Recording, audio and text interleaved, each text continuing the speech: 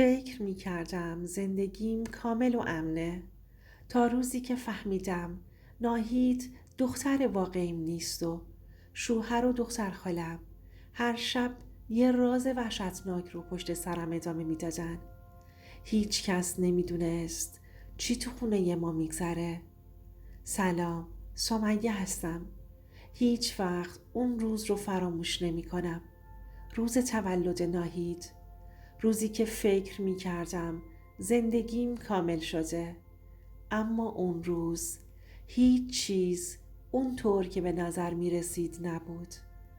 صبح اون روز نور خورشید به آرامی از پنجره بیمارستان تو اتاق می تابید، اما دلم سنگین بود.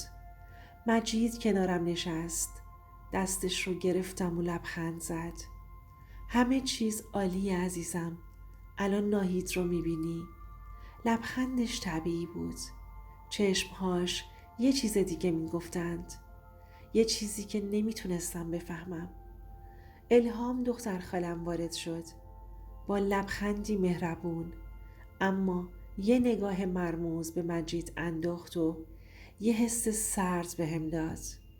نمیدونستم چیه، فقط یه حس بد تو دلم نشست. پرستار بچه رو تو بغلم گذاشت. ناهید کوچولو گرم و نرم روی قلبم قرار گرفت و اشک شوق ریختم، اما نمیدونستم اون بچه ناهید واقعی من نیست. وقتی که بچه رو شیر دادم، بچه رو با خودش برد. چند ساعت بعد پرستار با چهره‌ای غمگین گفت متاسفم، ناهید شما فوت کرده. دنیا زیر پام خالی شد. جیغ کشیدم، گریه کردم. مجید و الهام فقط به هم نگاه می کردن.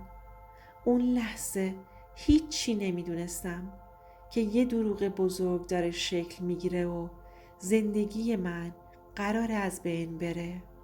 قلبم سنگین بود و هنوز نمی فهمیدم چه بلایی قرار سرمون بیاد.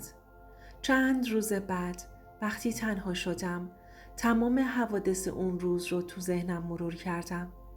یه حس بد بهم میگفت که همه چیز عادی نیست. تو اون زمان مجید و الهام هم با هم مشورت میکردن.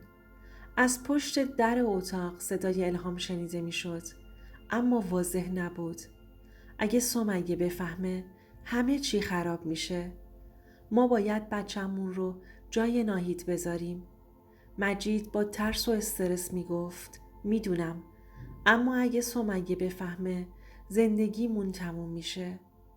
الهام دستش رو روی شونش گذاشت و گفت نگران نباش، همه چی درست میشه و ما هیچ وقت لو نمیریم. اونها تصمیم گرفتن بچه نامشروع خودشون رو جای ناهید بذارن. من با عشق و اشک بچه‌ای که فکر می‌کردم ناهید منه رو تو بغل گرفتم. آخه چون مجید بچه رو دستم داد و گفت پرستار بچه ما رو به جای بچه یکی دیگه اشتباه گرفته بود. بچه ما چند روز تو دستگاه خوابیده بود. اما نمیدونستم که زندگی من از همون لحظه دروغی بزرگ شده. مجید هر روز با الهام پیام رد و بدل می کرد و تو خونه نقشه هاشون رو می کشیدن. سالها گذشت، ناهید بزرگ شد و من عاشقش شدم. فکر می کردم زندگیم کامل شده، اما حقیقت یه چیز دیگه بود. گاهی پیام های مشکوک مجید رو می دیدم، نگاه های رازآلود الهام رو، اما سعی می کردم باور کنم همه چیز عادیه. گاهی شبها وقتی مجید می خوابید، چهره الهام و لبخند مرموزش جلوی چشمم بود. یه حس گنگ و سنگین داشتم، اما نمیدونستم چه اتفاقی افتاده. ناهید هر روز بزرگتر می شد، مهربون، بازیگوش، و من هر روز عاشقتر می شدم. اما یه حس عجیبی تو دلم بود، چیزی که نمیذاشت آرامش واقعی داشته باشم. یه روز وقتی ناهید بازی می کرد، یه مدرک قدیمی پیدا کردم. یه عکس کوچیک که نشون میداد ناهید دختر واقعی من نیست. قلبم یخ زد. دستم لرزید. نفس عمیق کشیدم. اما نمیتونستم سکوت کنم. مجید وقتی دید من همه چیزو فهمیدم به حالت تهدید گفت تو هیچی نفهمیدی. سمیه بهتر سکوت کنی. اما من تصمیم گرفتم حقیقت رو بدونم. حتی اگه همه چیز خراب بشه. الهام هم سکوت کرده بود.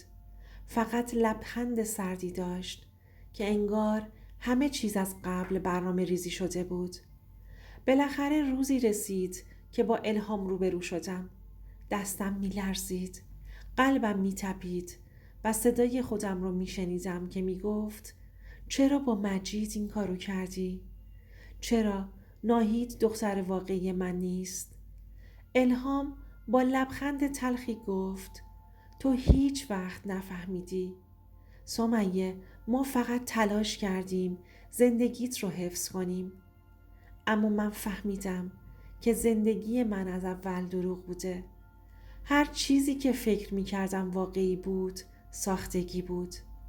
روزی رسید که مجید و الهام نتونستن بیشتر پنهون کاری کنند. من هم همه مدارک، عکس ها و پیام ها رو جمع کردم و به خانواده و پلیس نشون دادم. مجید عصبی شد و تهدید کرد. اما دیگه دیر شده بود. هیچ راه فراری نداشت. حس کردم سنگ بزرگی از قلبم برداشته شده. بالاخره حقیقت روشن شده بود. حقیقت این بود که ناهید دختر واقعی من فوت کرده بود و بچه‌ای که بزرگ کرده بودم بچه نامشروع مجید و الهام بود. اما من زنده موندم. ناهید جاش امن بود پیش من. مجید و الهام با افشای راز و دخالت پلیس گرفتار شدند. دوستان، از این داستان یه نکته مهم یاد بگیرین. اعتماد کنید اما مواظب اطرافیانتون باشید. هیچ کس حق نداره با دروغ و خیانت زندگی شما یا فرزندتون رو خراب کنه. اگه دوست دارین داستان‌های واقعی هیجانی و شوکه کننده بیشتری بشنوید، حتما کانال رو ساب کنید و زنگوله رو روشن کنید تا هیچ کدوم از داستان‌ها رو از دست ندین.